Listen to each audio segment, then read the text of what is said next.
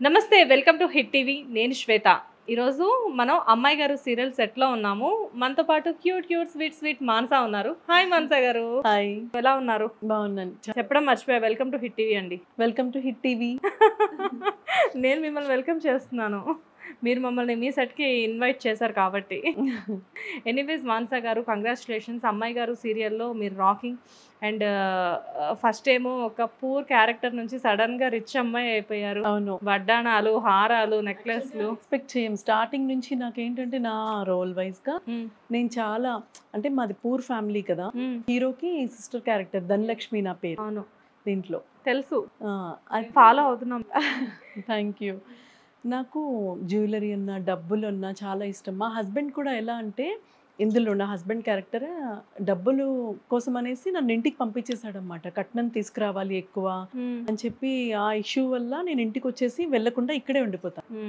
చాలా మంది కొంతమంది ఫేస్ చేస్తున్న ప్రాబ్లమ్స్ కి కూడా కనెక్ట్ అవుతాయి అమ్మాయిలకి కొన్ని సిచ్యువేషన్స్ డెఫినెట్గా అలా సడన్ గా మేము రీచ్ అయ్యేసరికి నాకు జ్యువెలరీ మొత్తం అంతా వచ్చేసరికి అసలు నమ్మలేం అనమాట అందుకే ఇంత హెవీగా మొత్తం ఈ కంకణాలు అన్నీ వేసుకొని వేరియేషన్ మీ ఇంట్లో ఫ్యామిలీ మొత్తం రిచ్ అయినా కానీ ఆ రిచ్నెస్ మీ ఒక్కళ్ళలోనే ఎందుకంటే పాపం నీరజ గారు కానీ చలపతి గారు కానీ ఈవెన్ పాపం హీరో అయిన మీ బ్రదర్ కూడా అంత రిచ్గా కనపడట్లేదు ఎవరు రిచ్ అంటే మీ ఫ్యామిలీ మొత్తంలో మీరు ఒక్కళ్ళే కనబడుతున్నారు మీ హస్బెండ్ అయితే అంతేనా అంతేనా అన్నట్టున్నారు చూడ్డానికి రైట్ అయితే ఫస్ట్ ఆఫ్ ఆల్ మీరు ఈ సీరియల్ స్టార్ట్ చేసినప్పుడు ఒక పూర్ గర్ల్గా స్టార్ట్ చేశారు అవును వన్స్ అలా అలా అలా జర్నీ చేస్తున్నప్పుడు బిగినింగ్లో క్యారెక్టర్ తక్కువ ఉండింది బట్ అలా అలా మీ క్యారెక్టర్ హైప్ చేస్తూ వస్తూ ఉన్నారు అవును అంటే maybe it is depends on your performance and ప్రేక్షకులు మిమ్మల్ని తీసుకునే విధానం కూడా సో కానీ ఆ హైప్ క్రియేట్ అవ్వడం మీకు ఎలా అనిపిస్తుంది నేను చాలా హ్యాపీ ఫీల్ అవుతున్నాను అండ్ డైరెక్టర్ రామ్జీ సార్ ఏ క్యారెక్టర్నైనా సరే ఎలా మౌల్డ్ చేయాలి అంటే అంటే ఆ క్యారెక్టర్లోకి వాళ్ళు వెళ్ళిపోతారు మా మదర్ ఫాదర్ కానీ ఇందులో నీర్జా గారు చలపతి గారు కానీ ఆ కంటెంట్ ఏదైతే ఉందో వాళ్ళు దాన్ని మొత్తం ఓన్ చేసుకుంటారు అంటే దాంట్లో మొత్తం ముత్యాలు మా మదర్ ఆ రోల్ అసలు ఏంటంటే ఆ గెటప్ వేస్తే ఇంకా దాంట్లో వెళ్ళిపోతారన్నమాట పరకాయ ప్రవేశం అంటారు కదా అలా అయిపోతుంది నాది అంతే నాకు చాలా ఇష్టమైన రోల్ నాది ధనలక్ష్మి ధనలక్ష్మిలో మొన్నటి వరకు ధనము లక్ష్మి నేను ఎలా అయితే సీరియల్ స్టార్టింగ్లోని అంటే ఎప్పటికైనా నేను మా ఇంటికి వెళ్ళిపోతాను నా హస్బెండ్తో కలిసి ఉంటాను అని చెప్పి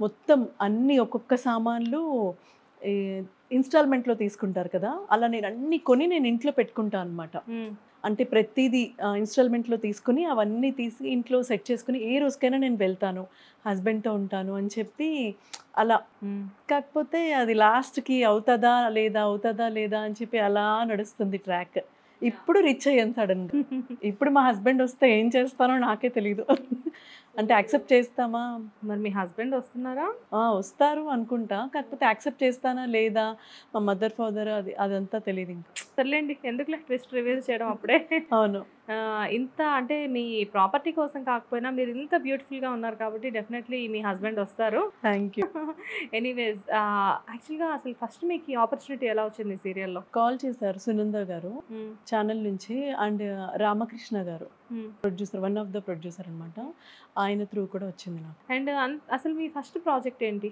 ఫస్ట్ జీఏ నాది పసుపు కుంకుమ ఓకే దాని తర్వాత మళ్ళీ జీ బృందావనం తర్వాత మళ్ళీ జీఏ గంగతో రాంబాబు కామెడీ సీరియల్ గంగతో రాంబాబులో మీరే క్యారెక్టర్ ప్లే అంటే అది ఒక్క సీరియల్లోనే నేను ఎక్కువ మంచి పెద్ద రోల్ కాదనమాట ఫ్రెండ్ లాగా గంగతో రాంబాబు మంచి హిట్ సీరియల్ కదా గంగతో రాంబాబు రాని దాని తర్వాత అమ్మాయి గారు బట్ అమ్మాయి గారులో మీకంటూ ఒక స్పెషల్ రికగ్నైజేషన్ వచ్చింది అనుకోవచ్చా అవును ఓకే మీరు చేసిన ప్రాజెక్ట్ అన్నిట్లో మీ ఫేవరెట్ ఏంటి నా ఫేవరెట్ వచ్చేసి బృందావనం ఎందుకంటే నాకు అది బృందావనంలో ఆపర్చునిటీ పసుపు కుంకుమలో ఆపర్చునిటీ రావడానికి అను మ్యామ్ అనురాధ గారు ఆవిడ త్రూ నేను ఎంటర్ అయ్యాను కాకపోతే ఏంటంటే బృందావనంలో మంచి క్యారెక్టర్ నాది కుజదోషం ఉన్న అమ్మాయికి పెళ్లి కాకపోతే ఎంత పెయిన్ ఉంటుంది అది ఫేస్ చేస్తుంది తను అంటే వచ్చిన పెళ్లి సంబంధాలన్నీ క్యాన్సిల్ అయిపోతూ ఉంటాయి అది తన ఆ పెయిన్ తీసుకుంటా బాగుంటుంది డిఫరెంట్ క్యారెక్టర్ అంటే ఒక అమ్మాయి ఇలాంటి పెయిన్స్ కూడా ఎంత ఫేస్ చేస్తుంది అనేది ఆ క్యారెక్టర్ చూసి తెలుసుకోవచ్చు అవును అండ్ అలాగే అమ్మాయి గారు కూడా ఇప్పుడు ఇది నా ఫేవరెట్ క్యారెక్టర్. ఓకే. సో మానస గారు ఎక్కడ పుట్టారు? నేను పుట్టింది రాజమండ్రి. రాజమండ్రి టు హైదరాబాద్. ఎప్పుడు అంటే సడన్గా అంటే ఏంటి అసలు బ్యాక్గ్రౌండ్ మీ ఫిల్మ్ అంటే ఫ్యామిలీలో ఎవరికైనా? మా సిస్టర్ మూవీస్ చేసింది. ఓకే. చిన్నపిల్ల అప్పుడే మా చైల్డ్ ఆర్టిస్ట్. కి టచ్ ఉందనమాట ఫీల్డ్లో. ఇంకలా మూవీస్ చేస్తూ వచ్చింది. నాకు అప్పుడు ఇంట్రెస్ట్ ఉండేది కాదు, స్టడీస్ మీదే ఇంట్రెస్ట్. దాని తర్వాత హైదరాబాద్ వచ్చిన తర్వాత శశికిరణ్ నారాయణ అని ఎంఎస్ నారాయణ గారి వాళ్ళ డాటర్. ఓకే. ఆవిడ ఒకసారి నేను మా వదిన కూడా ఆర్టిస్టే, తను కూడా శ్రీవాణి అని తెలుసుంటుంది. ఎవరు? శ్రీవాణి అని. శ్రీవాణి గారా? ఏ శ్రీవాణి గారు? మన విక్రమాదిత్య గారి ఆవిడ మీ వదినా? ఓకే. ఒకసారి ఛానల్కి చెక్ కలెక్ట్ చేసుకోవడానికి వెళ్తే అప్పుడు శశికిరణ్ నారాయణ తెలుసు కదా, ఎంఎస్ నారాయణ గారు, ఆవిడ నాకు ఆపర్చునిటీ ఇప్పించింది. ఓకే. అలా ఛానల్లోని యాంకరింగ్ చేశాను. దాని తర్వాత అలా సీరియల్స్ అలా. వావ్! అంటే మీకు మంచి స్ట్రాంగ్ బ్యాక్గ్రౌండ్ ఉంది ఫ్యామిలీలో.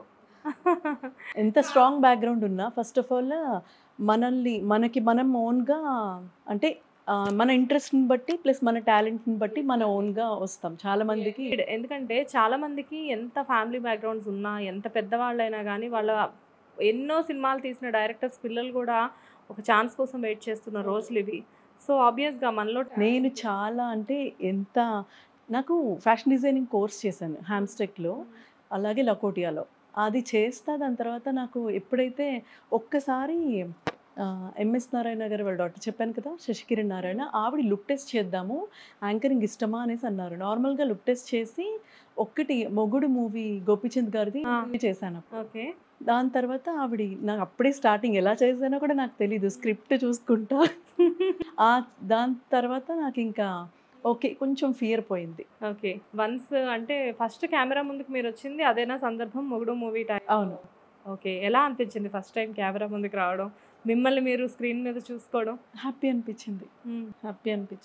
కాకపోతే ఏమనుకున్నా అంటే ఎంత ఫాస్ట్గా మాట్లాడతారు యాంకర్స్, మనం అలా మాట్లాడలేము.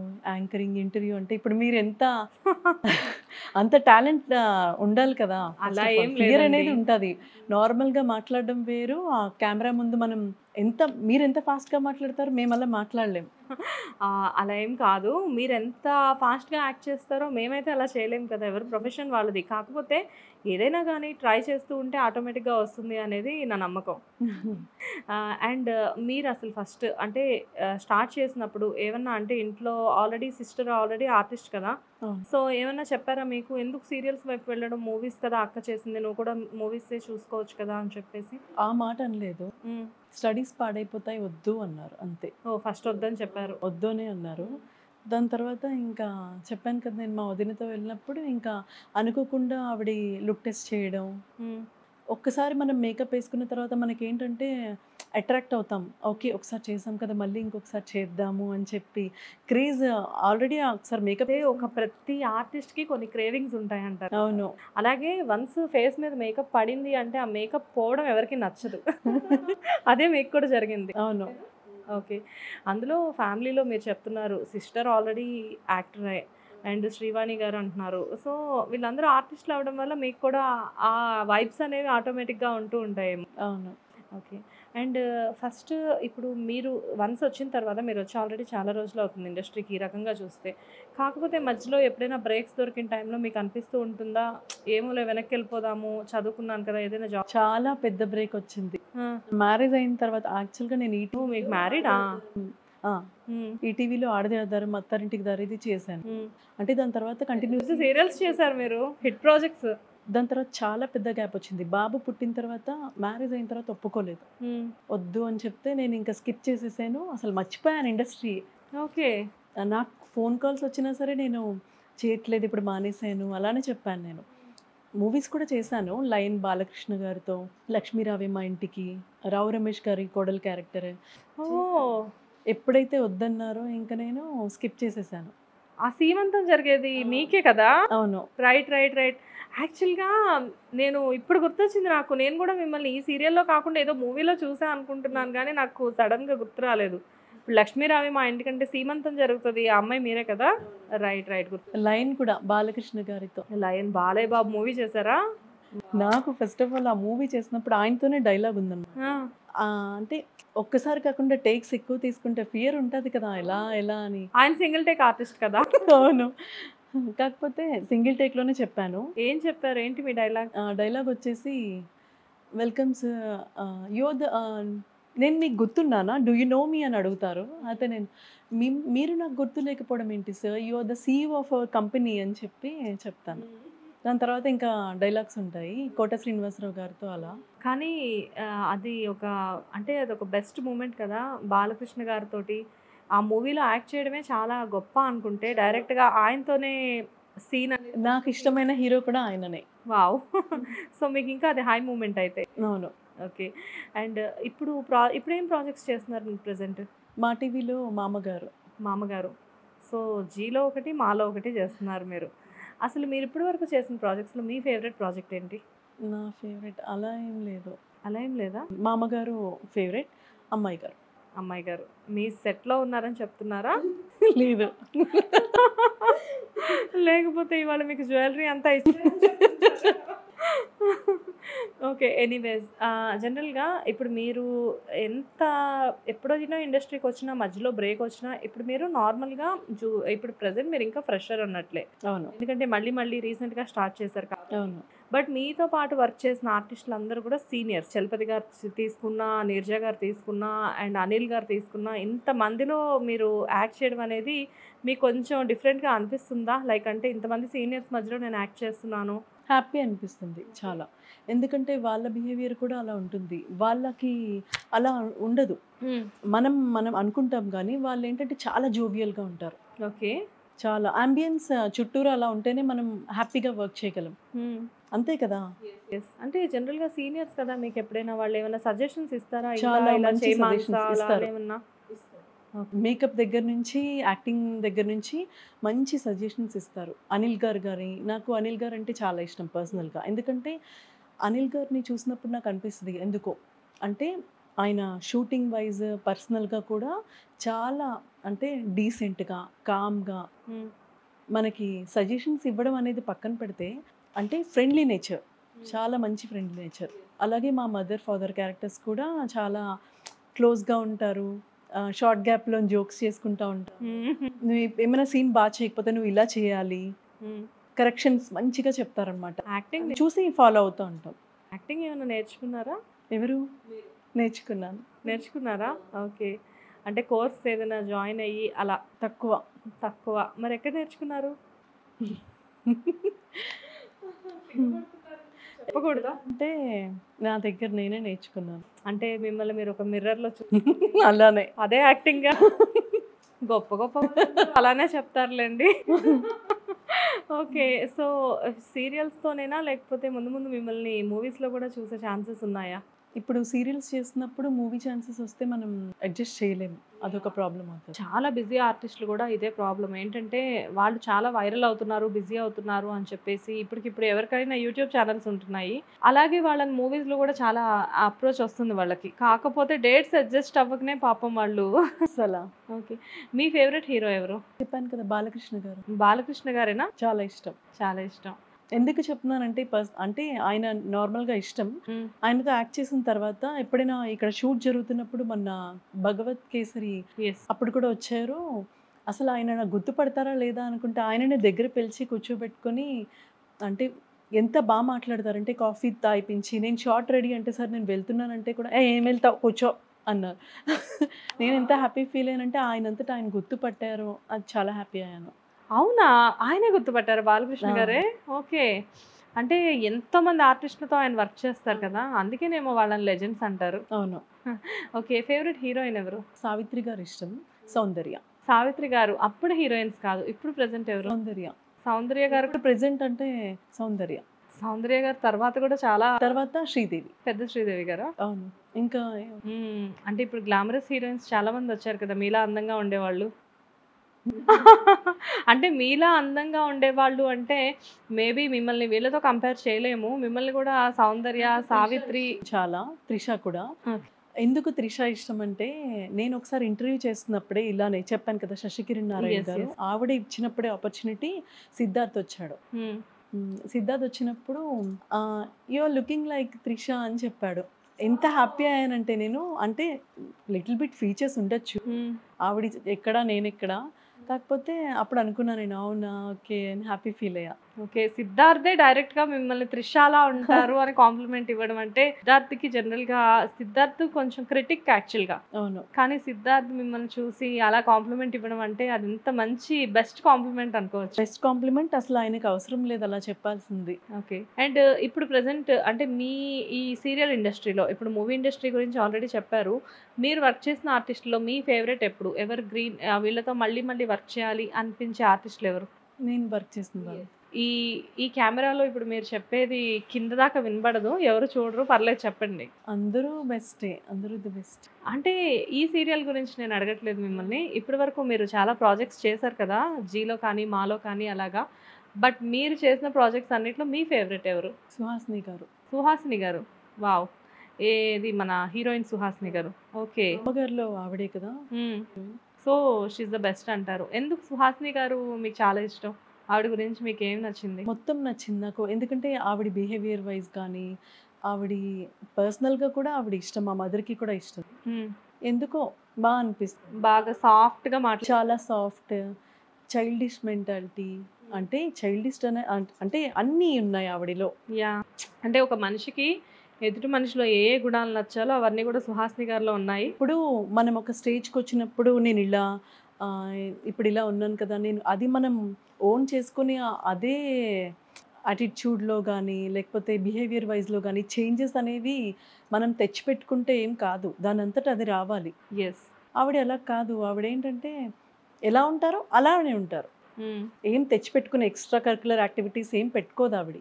నేను ఎలా ఉంటానో అలానే ఉంటాను, అప్పుడు ఎలా ఉన్నారో ఇప్పుడు కూడా అలానే ఉన్నారు. అండ్ యాక్చువల్గా ఇది ఒక విషయం, అంటే జనరల్గా చాలామందికి ఉన్న డౌట్ ఇది, యాజ్ ఏ లేడీగా మిమ్మల్ని నేను ఒక విషయం అడుగుతాను. ఇన్ని సీరియల్స్ చేశారు, ఇన్ని ప్రాజెక్ట్స్ చేశారు, మూవీస్ చేశారు, కానీ అందరికీ ఉన్న ఒకే ఒక అపోహ కాస్టింగ్ కౌచ్. అవును, అది అపోహేనా లేకపోతే కాస్టింగ్ కౌచ్ అనేది ఇండస్ట్రీలో ఉందా?